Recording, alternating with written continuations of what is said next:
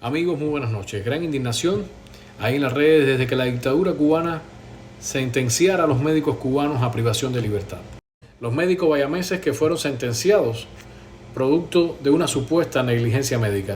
Sin dudas, han perdido a las familias, los médicos y la salud cubana. Pero sin embargo triunfó la injusticia.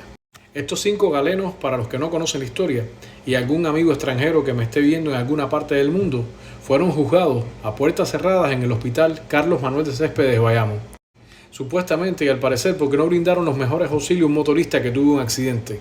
Pero sin embargo, se supo después que dicho motorista, además de ser un paciente por el que cualquier persona y cualquier médico debería salvar su vida sin importar quién es y cómo fue, era el hijo de un asistente en la fiscalía. Alguien, como decimos los cubanos, que viene de arriba. ¿Qué suerte tuvo la madre para ser escuchada a que se cometiera esta infame sentencia? Sin embargo, me imagino que es todo sordo, todo mudo y todo ciega cuando se trata de ver represalias contra el pueblo en el mismo lugar donde vivía. O mejor dicho, donde vive.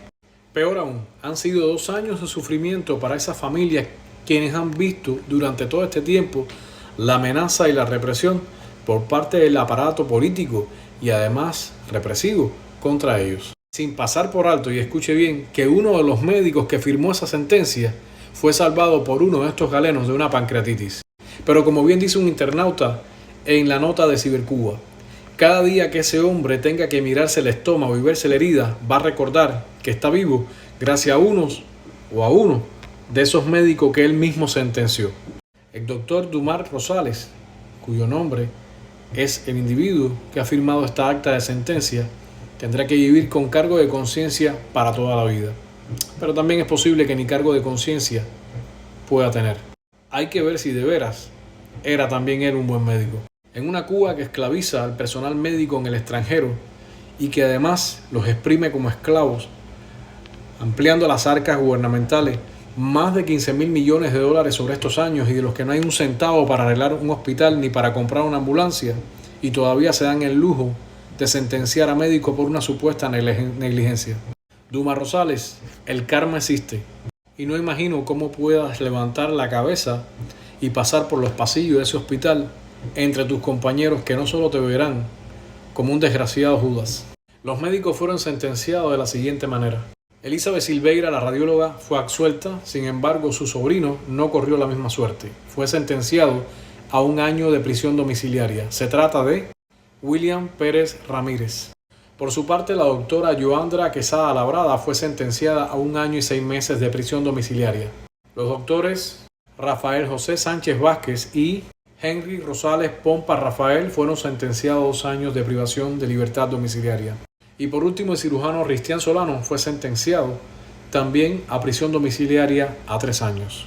Cuando uno ve estas cosas en una salud pública que está completamente destruida y en la que los hospitales están hechos una porquería y que los médicos no tienen ningún tipo de incentivo y que ahora pretenden subirle unas migajas, unos centavos más en el salario porque hacen algún tipo de guardia 24 horas, me pregunto, ¿y para qué? Si ni siquiera les alcanza para comprar 1 litro de aceite. Si además no cubre sus necesidades, si además trabajan en condiciones inhumanas, si además no pueden almorzar, si además tienen las mismas carencias y peores y sufren de la misma situación de inflación que sufre usted.